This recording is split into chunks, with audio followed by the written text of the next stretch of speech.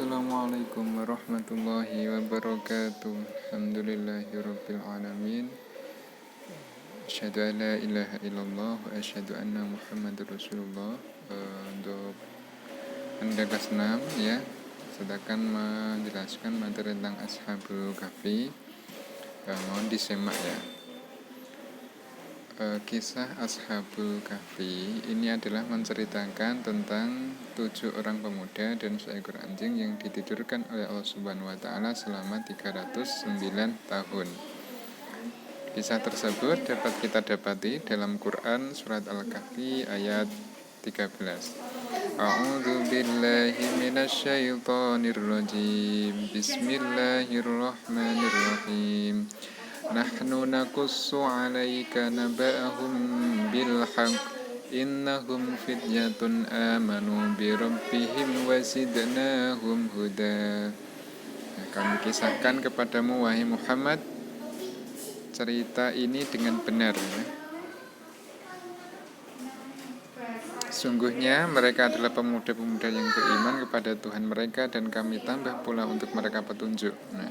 Jadi itu cerita Ashabul Kahfi ini merupakan 7 pemuda dan seekor anjing ya, yang hidup dan menyelamatkan diri pada waktu itu berada di negeri Syam yang dikuasai oleh bangsa Romawi. Ya, saat itu gubernurnya ya, yang amat kejam bernama Daniakus ya, adalah penyembah berhala yang sangat fanatik ya. Beliau Daniakus ini menyebar mata-mata ke seluruh penjuru Syam untuk mengetahui orang-orang yang tidak menyembah berhala. Nah, Ashabul Kahfi ini pemuda-pemuda yang beriman kepada Allah Subhanahu wa taala, yang meyakini bahwasanya yang berhak disembah adalah Allah Subhanahu wa taala. Mereka teguh dengan keyakinan yang benar meskipun bertentangan dengan mayoritas masyarakat ketika itu. Ya. Mereka, para Ashabul Kahfi, ini mengambil keputusan untuk menghindar dari kerajaan dan bersembunyi di dalam gua. Insyaallah ya. Kemudian mereka berdoa kepada Allah. Idh awal fidyatu ilal kahfi faqalu rabbana atina min ladunka rahmatan wa hayyi' lana min amrina rasyada. Rabbana, wahai Tuhan kami, berikanlah rahmat kepada kami dari sisimu dan sempurnakanlah bagi kami petunjuk yang lurus dalam urusan kami. Jadi minta perlindungan pada Allah, minta rahmat dari Allah, minta petunjuk kepada Allah Subhanahu wa ta'ala untuk menyelesaikan masalah-masalah pada waktu itu. Nah, kemudian Allah Subhanahu wa ta'ala mengabulkan doa mereka ya. Mereka berlindung di dalam sebuah gua yang cukup luas sehingga mereka bisa tinggal dengan nyaman di dalamnya. Kemudian Allah Subhanahu wa taala menidurkan mereka di dalam gua tersebut selama 309 tahun. Sehingga mereka tidak dapat dibangunkan oleh suara apapun.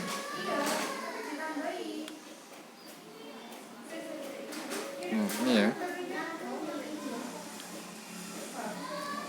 Saat tidur semuanya ya, mereka itu mendapatkan perlindungan dan penjagaan langsung dari Allah Subhanahu wa taala. Sinar matahari tidak masuk ke dalam gua sehingga tidak langsung mengenai tubuh mereka ya. Sehingga tubuh mereka juga tidak rusak. Tidak merasa kepanasan ya karena sengatan sinar matahari. Kemudian suatu ketika salah satu di antara mereka itu bangun ya. Kemudian pergi ke kota dengan membawa uang untuk memberi makanan pada waktu itu. Nah, ketika sampai di kota itu kaget semuanya ya. Ternyata sudah berubah semuanya ya. Sudah berubah. Zamannya sudah berbeda dan para penduduk itu heran, bingung, tidak ada yang mengenali mereka satupun ya. Penduduknya itu bingung. Siapa kamu? Dari mana? Dan lain sebagainya. Karena sudah ditidurkan selama 309 tahun. Subhanallah. Nah, itu adalah kisah Ashabul Kahfi ya, sepenggal kisah bahwasanya orang yang beriman kepada Allah Subhanahu wa taala dengan benar, maka akan mendapatkan perlindungan dari Allah, sebagaimana kisah Ashabul Kahfi, yaitu 7 orang pemuda yang dilindungi oleh Allah dengan cara apa? Ditidurkan selama 309 tahun dari kejaran Raja Daniagus yang kejam. Keteladanan yang dapat kita ambil, satu, memiliki keteguhan iman. Jadi teman-teman, iman ini merupakan landasan pokok manusia untuk beribadah kepada Allah Subhanahu wa taala. Jadi tinggi ya, nilainya tinggi amalnya seseorang itu tergantung imannya di dalam hatinya.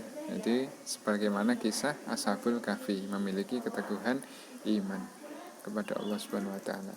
Kemudian yang kedua adalah berani melawan kesesatan, ya teman-teman. Kesesatan yaitu adalah sesuatu yang menjauhkan diri dari keimanan.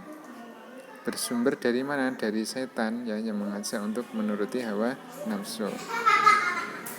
Orang yang berbuat kesesatan berarti dia adalah temannya setan ya. Oleh karena itu harus dilawan dengan apa? Dengan keimanan. Ketika Raja Daniagus mengaku dirinya Tuhan, itu adalah sebuah kesesatan.